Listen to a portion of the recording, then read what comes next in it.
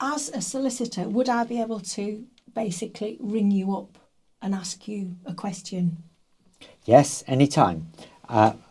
Sometimes the best way to ring us up is by email, but we do respond to questions without any charge or obligation from solicitors.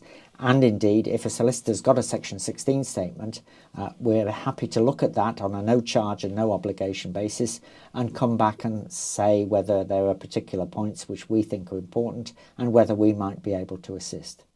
So, David, I don't want my client to think that I have gaps in my knowledge about his or her particular case. How do I justify then calling in you as an expert?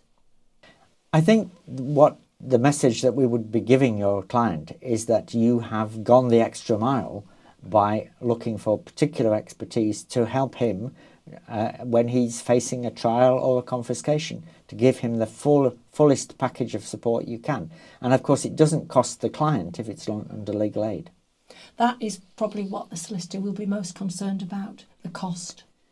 Yes, I understand solicitors are concerned about cost, but it is covered by legal aid, and so that ultimately the client isn't going to have to put his hand in his pocket. And of course, in confiscation cases, very often the client's assets will be under restraint, so he couldn't possibly pay anyway. Most confiscations are settled by agreement, possibly at the door of the court or earlier. Does that mean that you weren't needed after all? Well, no, I don't think it does. Indeed, I think instructing us helps you reach a sensible agreement with the prosecution because they can see that their figures have been subject to a critical review and challenge, and they are then sometimes prepared to reduce their figures of benefit, for example, quite substantially in the light of what we've been able to say to them. Would the prosecution bring an expert to court?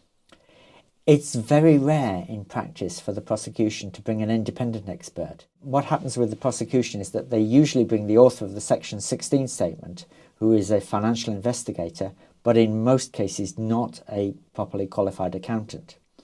And because of that, they are facing somebody from the defence side who has more skills and more qualifications, which puts the defence at a relative advantage.